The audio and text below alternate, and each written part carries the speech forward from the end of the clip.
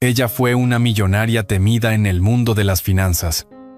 Pero tras un accidente, no solo perdió sus piernas, también encerró su corazón en una silla de ruedas tan fría como su mirada. Durante 2 años, nadie pudo tocarla ni física ni emocionalmente, hasta que una noche, una niña se acercó, extendió la mano y lo cambió todo. No fue con medicina, no fue con magia, fue con la fe inocente de una niña. Y desde ese instante, la vida de una mujer que creía estar acabada volvió a comenzar. La noche caía con un silencio espeso sobre Villa Montemayor, una mansión que se alzaba en las afueras de Madrid como un castillo solitario entre las colinas. Era diciembre, y aunque en el interior ardía una chimenea ornamental, el frío no venía del clima, venía de ella. Isabel Herrera, dueña de una fortuna incalculable y de una silla de ruedas de titanio, contemplaba en silencio las luces lejanas de la ciudad desde el ventanal del salón principal. Habían pasado 2 años desde el accidente, 2 años desde que su cuerpo dejó de responderle de la cintura hacia abajo, 2 años desde que su mirada se volvió aún más afilada, más helada, más solitaria. A esa misma hora, en los mármoles pulidos del vestíbulo, se escuchaba el eco discreto de los pasos de Carlos Mendoza, conserje nocturno, padre soltero, hombre de silencios largos y mirada cansada. Limpió cada rincón con meticulosidad, como si el orden exterior le diera sentido al caos interno que había aprendido a domar. No esperaba encontrar a nadie despierto, mucho menos a ella. Fue el sonido apenas audible de la silla, girando lo que lo hizo detenerse. Desde la penumbra, la vio. Isabel estaba sola, sin asistentes, sin nadie, como una estatua viva. Él no dio media vuelta como lo haría otro. Avanzó despacio, sin prisa, hasta quedar frente a ella. Se arrodilló sin dudar, como si fuera lo más natural del mundo. Y entonces, la miró a los ojos. «Quiero ayudarte a caminar de nuevo», dijo con una voz baja, pero firme. Isabel lo miró como si le hubieran escupido en el rostro. Una risa sarcástica le brotó con violencia. Retumbó en las paredes como un eco cruel. ¿Tú? ¿Un conserje? ¿Tú vas a hacer lo que ni los mejores médicos de Europa lograron? Carlos no se movió. No bajó la vista. No parecía ofendido, ni avergonzado. Solo esperó a que ella terminara de reír. Y cuando el silencio volvió, habló de nuevo. «Mi hija se llama Lucía. Nació con parálisis cerebral. Dijeron que no caminaría jamás, pero hace 2 años dio sus primeros pasos. Por primera vez en mucho tiempo, algo se quebró en el gesto de Isabel. Su ceño se suavizó apenas. Sus labios dejaron de curvarse con desprecio. Pero no dijo nada. Carlos continuó, sin mirar el reloj, sin temor a ser despedido. Habló de años de terapias, de ejercicios imposibles, de noches en vela, de cómo su mujer murió cuando Lucía era apenas un bebé, y de cómo, desde entonces, todo lo que hizo, lo hizo por esa niña. Isabel, que tantas veces había oído discursos de ejecutivos y banqueros, nunca había escuchado una historia dicha con tanta verdad. Las lágrimas llegaron sin aviso, calientes, densas, tímidas. Le recorrieron las mejillas como si llevaran años esperando permiso para salir. No era tristeza lo que sentía. Era otra cosa, una mezcla de rabia, envidia y esperanza. Una palabra que había desterrado hacía tiempo. Esa noche, Isabel no llamó a ningún asistente para que la ayudara a subir. Se quedó sola en el salón, mirando al vacío, mientras en su mente repetía una y otra vez el nombre de esa niña que caminaba. Lucía. ¿Cómo era posible? Carlos se alejó sin pedir nada. No dejó tarjetas, ni consejos. Solo una promesa absurda, casi insolente, pero verdadera. En el pasillo, mientras apagaba las luces, Pensó en la mirada de Isabel. No era solo desprecio lo que había allí. Había miedo. Miedo a volver a creer. Esa noche, por primera vez, Isabel no durmió pensando en informes, sino en una niña desconocida que caminaba. Isabel no podía sacarse de la cabeza aquella historia de amor paterno que desafiaba la medicina. La imagen de aquel hombre arrodillado, hablando con ternura sobre su hija, se colaba en su mente como una melodía que no sabía si odiaba o necesitaba volver a oír. A la mañana siguiente, pidió café sin azúcar y, para sorpresa de su asistente, encendió su tablet, no para revisar las cifras del mercado, ni para leer informes financieros. Quería saber más sobre aquel conserje nocturno que había osado prometerle un milagro. No sabía su apellido, pero lo había visto tantas veces al pasar, siempre en silencio, siempre invisible. «Carlos», lo había dicho la primera noche. Eso bastaba. En menos de una hora, sus asistentes personales, los mismos que solían rastrear movimientos de la competencia en tiempo real, le presentaron un informe que no esperaba. Carlos Mendoza, 38 años, viudo desde hacía una década. Padre de Lucía Mendoza, actualmente estudiante de una escuela pública en Getafe. Isabel deslizaba el dedo por la pantalla, leyendo detalles que no entraban en ningún currículum.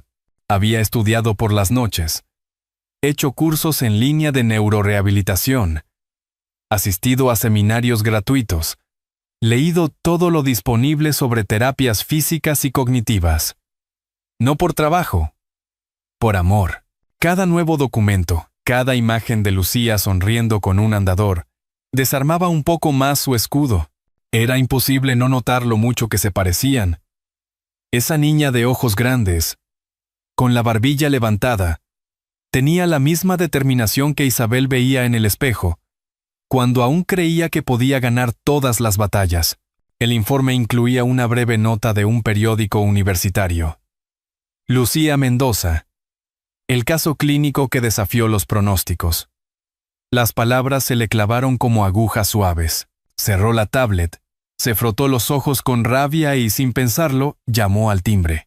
«Pide al conserje que suba cuando llegue esta noche», ordenó al asistente sin dar explicaciones. Pero Carlos no apareció. Esa noche no le tocaba turno. Isabel sintió un leve fastidio que no supo explicar. Al día siguiente, sin avisar, volvió a pedir su expediente y lo hojeó una vez más. Había algo allí que la empujaba, la descolocaba. ¿Cómo podía alguien sin títulos médicos, sin recursos, haber logrado lo que ni las mejores clínicas privadas consiguieron con ella? Cuando por fin volvió a verlo 2 noches después, lo estaba esperando en el salón, en el mismo sitio, frente al ventanal. Carlos se detuvo al verla, pero no dijo nada. «Quiero conocer a tu hija», dijo Isabel. Sin rodeos. Carlos la miró con sorpresa, sin mostrar emoción. «Va al colegio durante el día. Podría traerla el sábado». «Si eso quiere», no interrumpió Isabel. «Quiero verla en su ambiente. Quiero entender cómo ha hecho lo que ha hecho». Carlos entrecerró los ojos. Había algo nuevo en su voz. No era arrogancia. Era una mezcla de necesidad y decisión. Como si finalmente estuviera dispuesta a moverse, aunque fuera solo emocionalmente. «Tendría que salir de aquí», añadió él. Ella asintió sin pensarlo. «¿Hace cuánto no sale de esta villa?», preguntó Carlos, como quien toca una herida. 2 años, respondió ella, sin rastro de vergüenza. Hubo un silencio largo. «Está bien», dijo él al fin. «Pero si va a venir a mi casa, tendrá que aceptar una condición». «¿Cuál?». «Si de verdad quiere entender, tendrá que intentarlo. No como paciente, como mujer, como persona que no ha renunciado a su vida». Isabel se quedó callada. Algo dentro de ella se revolvía con fuerza. El orgullo le gritaba que no lo necesitaba, pero había otra voz, más baja, más sincera, que le susurraba que quizás solo quizás, ya no podía seguir fingiendo que estaba completa. Carlos se giró para irse. Isabel no lo detuvo. Isabel miró la puerta principal de la villa por primera vez en 2 años y pensó, ¿y sí? Por primera vez en 2 años, las ruedas de la silla de Isabel tocaron el asfalto de Getafe. El chofer la ayudó a bajar del coche con cuidado. Mientras ella se sujetaba el abrigo, más por pudor que por frío, había pedido que no llevaran escolta, ni asistentes, ni protocolo. Solo ella, su silla y el vértigo de lo desconocido. El edificio donde vivía Carlos era modesto, de ladrillos rojizos, con macetas desordenadas en las ventanas y un murmullo constante de vida. Niños jugaban en el patio interior. Vecinos saludaban desde los balcones. Una señora mayor vendía panecillos dulces junto a la entrada. Isabel no recordaba la última vez que alguien la había mirado sin calcular su fortuna. Carlos la esperaba en la puerta. Vestía sencillo, como siempre, pero tenía una chaqueta limpia y el cabello algo más peinado. Sonrió sin alardes. «Gracias por venir», dijo con sinceridad. Isabel asintió. No había nada que añadir. Entraron al ascensor, que se sacudía con cada piso como si dudara de su propio funcionamiento. Al llegar, una puerta decorada con dibujos de colores los recibió. Isabel parpadeó. Eran dibujos de una niña. Lucía. La puerta se abrió antes de que Carlos pudiera tocar. «¡Papá!», gritó una voz alegre. ¿Es ella? Lucía apareció corriendo caminando con ayuda de 2 soportes ligeros, con una energía que desbordaba todo el pasillo. Tenía el cabello castaño recogido en 2 trenzas y unos ojos que brillaban como el sol de otoño. «¡Hola, señora!». «Soy Lucía», dijo, deteniéndose justo frente a Isabel y extendiendo la mano con naturalidad. Isabel se la estrechó. Un poco torpe. No esperaba eso. Esperaba una niña débil, dependiente, callada. «No esta chispa», encantada logró decir. Lucía giró y caminó hacia adentro, sin darse importancia, como si fuera lo más normal del mundo. Isabel la siguió con la vista, aún incrédula. Carlos le indicó que pasara. El apartamento era pequeño, pero cálido. Había fotos por todas partes, de Lucía en distintas etapas, con aparatos de rehabilitación, en una piscina, sobre una bicicleta adaptada. En una repisa había libros médicos, cuadernos de apuntes y juguetes mezclados. «Es todo. Muy distinto a mi casa», murmuró Isabel. Sin sarcasmo. «Aquí se camina con el corazón antes que con las piernas», respondió Carlos. Lucía preparó chocolate caliente. Mientras removía con una cuchara de madera, explicó cómo su papá había convertido cada ejercicio en un juego, cada caída en una anécdota. «Al principio lloraba mucho», dijo ella. «Pero papá me decía que mis piernas no eran malas, solo que estaban aprendiendo un idioma nuevo». Isabel sonrió. No fue un gesto educado, sino real.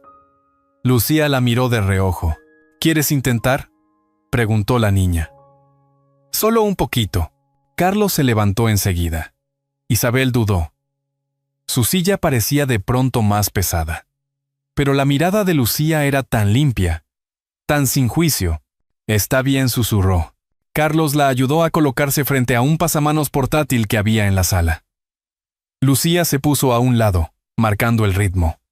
Isabel intentó mover un pie. Nada. Se concentró. Otra vez. Nada. Una tercera vez. Sintió una punzada. No dolor. Rabia.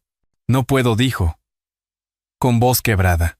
Aún no corrigió Lucía, y la abrazó con suavidad. «Pero prométeme que no te vas a rendir». Isabel no supo qué decir. Se dejó abrazar. Hacía tanto que nadie la tocaba con ternura. Esa tarde, al regresar a la villa, Isabel sintió que algo había despertado, y que ya no quería volver a dormir. Mientras el sol apenas tocaba los cristales de la villa, comenzaba una batalla no en la bolsa de valores, sino en los músculos dormidos de una mujer que una vez lo tuvo todo. A las 6 en punto, como un ritual secreto, Carlos entraba en la sala que había transformado en un gimnasio improvisado. Allí estaban las paralelas, unas pesas livianas, una esterilla de yoga y un par de aparatos que había construido con madera y cinta aislante. Isabel lo esperaba ya sentada en su silla, sin maquillaje, sin asistentes. Llevaba ropa cómoda y una expresión entre escepticismo y determinación. Lucía la llamaba modo guerrera, aunque solo aparecía en las mañanas, antes de que las dudas la alcanzaran. Los primeros días fueron brutales. Carlos empezaba con movimientos simples. Levantar los brazos, girar el cuello, intentar tensar los abdominales. Ejercicios que, para alguien como Isabel, acostumbrada a dominar cifras y salas de juntas, resultaban humillantes en su simpleza. A menudo perdía la paciencia. Gritaba. Arrojaba la toalla al suelo. En una ocasión incluso golpeó con rabia el respaldo de la silla. «Es inútil», exclamó un día jadeando. «No siento nada. No soy como tu hija. Ya estoy rota». Carlos no se alteraba. Se agachaba, recogía la toalla y decía con calma: «Lucía tardó 6 meses en mover un dedo del pie. ¿Cuánto llevas tú?» «1 semana». Isabel cerraba los ojos con fuerza, conteniendo lágrimas de frustración. Pero al día siguiente, volvía. Pasaron los días. Luego semanas. Lucía venía los fines de semana y convertía los ejercicios en pequeñas aventuras. Dibujaba caritas sonrientes en las pesas. Pegaba frases de ánimo en las paredes. Isabel, a pesar de sí misma, se reía. «Hoy es el día en que tu pierna izquierda recuerda cómo hacer su trabajo», le decía la niña, mientras le colocaba una cinta de color rosa, un lunes cualquiera. Mientras Carlos le masajeaba suavemente los muslos, Isabel sintió algo. Una presión leve. Un cosquilleo. Apenas un susurro corporal. Pero estaba allí. Carlos susurró. «Pálida. Espera». Y, pálida. Él la miró, atento. Isabel cerró los ojos. Se concentró. Y entonces, por una fracción de segundo, el músculo anterior del muslo se contrajo. ¡Se movió! «¡Carlos! ¡Lo sentí!», gritó, con los ojos abiertos como una niña en Navidad. Carlos no respondió con palabras. La abrazó. Fue un gesto breve, contenido, pero tan lleno de emoción que Isabel no pudo contener el llanto. «Creí que estaba muerta por dentro», dijo entre sollozos. «Pero tú has encendido algo». «No fui yo», respondió él. «Fuiste tú. Solo necesitabas recordar que aún puedes». Esa noche, Isabel no encendió su ordenador. No revisó correos. Se quedó en el salón, en silencio, con una manta sobre las piernas. Observó las paredes, que ahora estaban llenas de notas adhesivas de colores, dibujos de Lucía y fotografías de sus primeros logros. Subió a su habitación sin pedir ayuda. Al llegar, escribió en su diario un cuaderno que había estado guardado desde el accidente. «Hoy comencé a volver. A veces el milagro no es volver a caminar, sino encontrar un lugar donde querer quedarse». Isabel lo comprendió sin palabras, sin un momento exacto. Fue un proceso lento, como si la luz volviera a colarse por rendijas olvidadas. Desde hacía semanas, la villa había empezado a transformarse. La antigua sala de juntas se convirtió en sala de juegos. La biblioteca tenía cojines nuevos. Una alfombra tejida a mano que Lucía eligió en el mercadillo del barrio. Y una estantería con libros infantiles al alcance de su mano. En la cocina, Carlos había colgado un cartel de madera. «Aquí se cocina con amor. No con prisas». Isabel nunca se lo mencionó, pero lo leía cada mañana mientras oía el ruido de la tostadora y el aroma del café recién hecho. Lo más sorprendente no eran los cambios físicos, sino los gestos.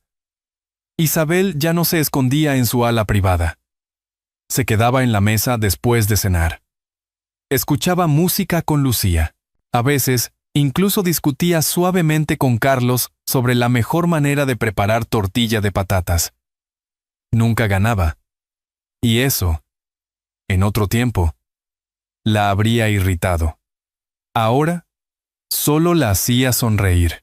Un sábado por la mañana, mientras desayunaban juntos, Lucía apareció con una hoja impresa entre manos. Hoy hay festival de otoño en la plaza del pueblo. ¿Vamos?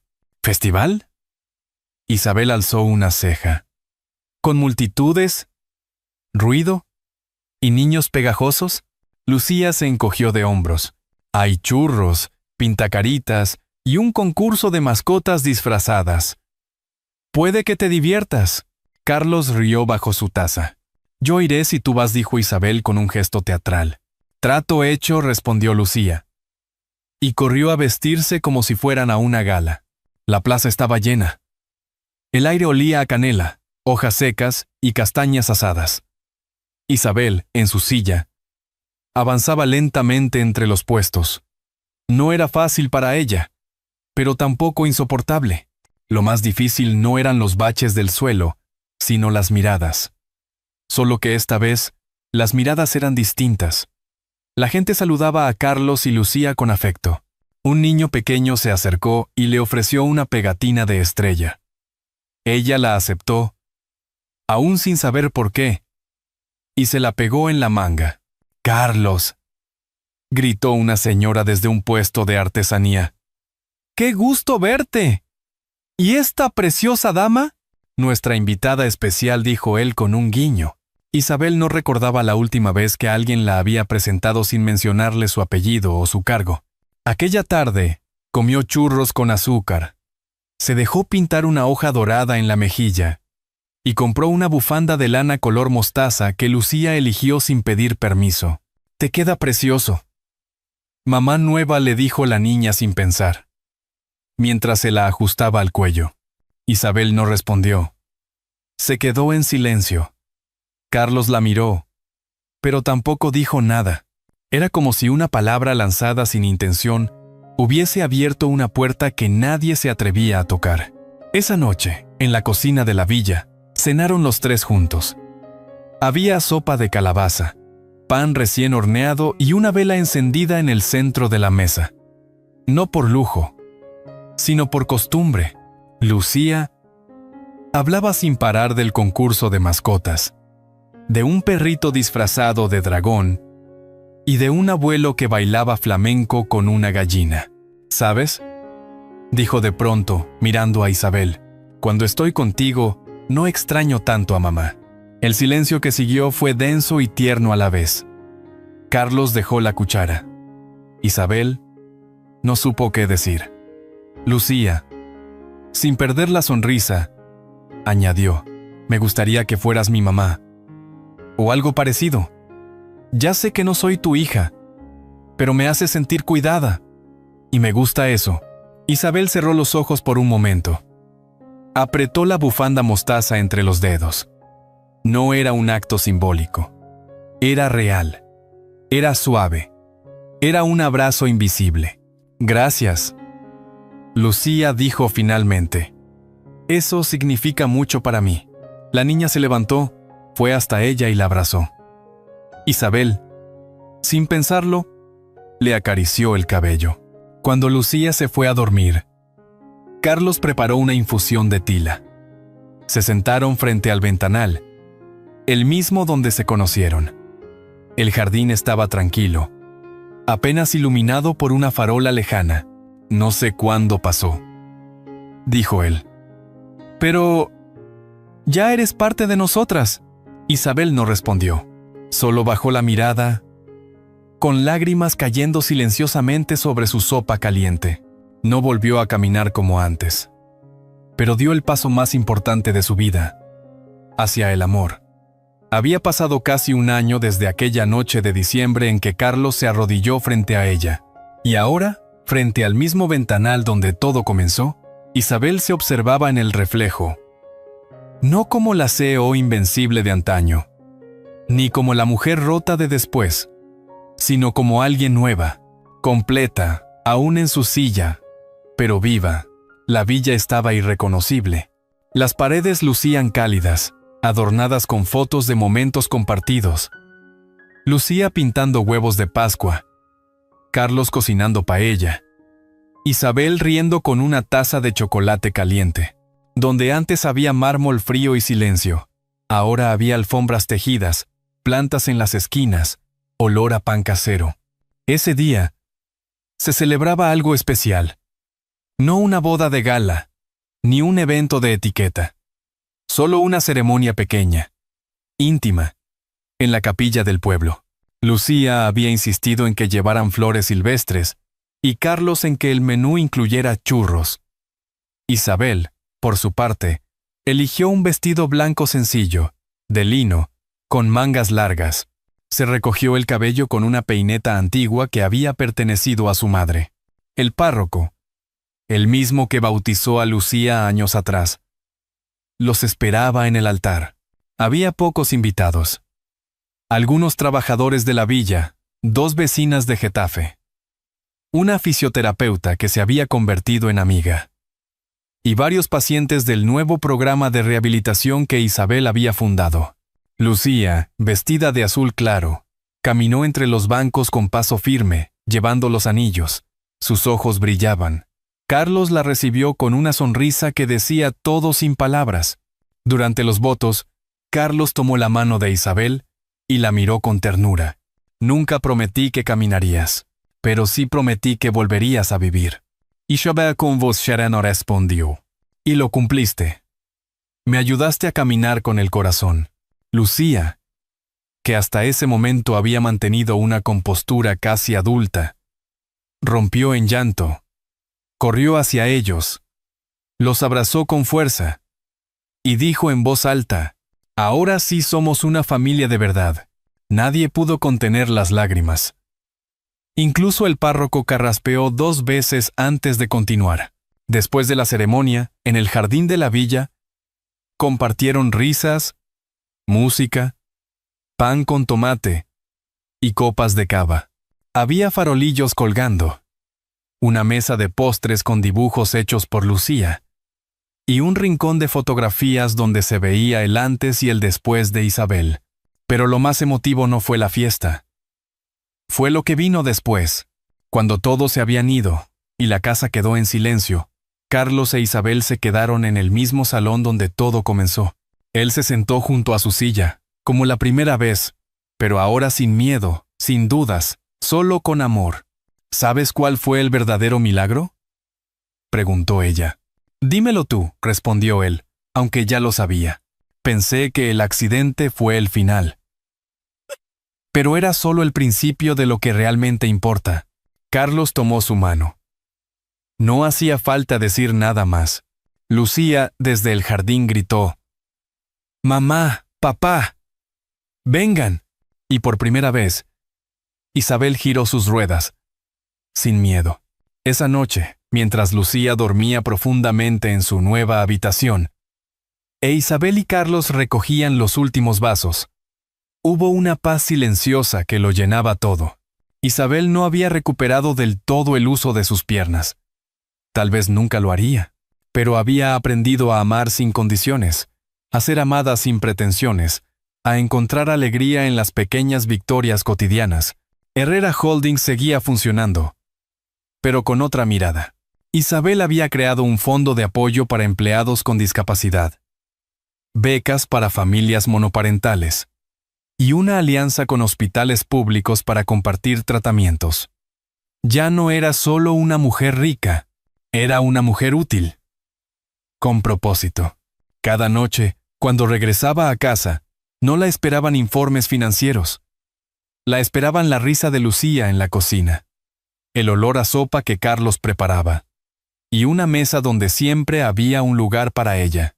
El conserje nocturno había cumplido su promesa imposible. No la hizo caminar con las piernas, pero la ayudó a dar los primeros pasos hacia una vida que realmente valía la pena vivir. Y en ese proceso, los tres descubrieron algo aún más poderoso. Los milagros más grandes no son los que nos devuelven lo que perdimos, sino los que nos hacen encontrar lo que no sabíamos que estábamos buscando. Villa Montemayor ya no era una prisión dorada de soledad.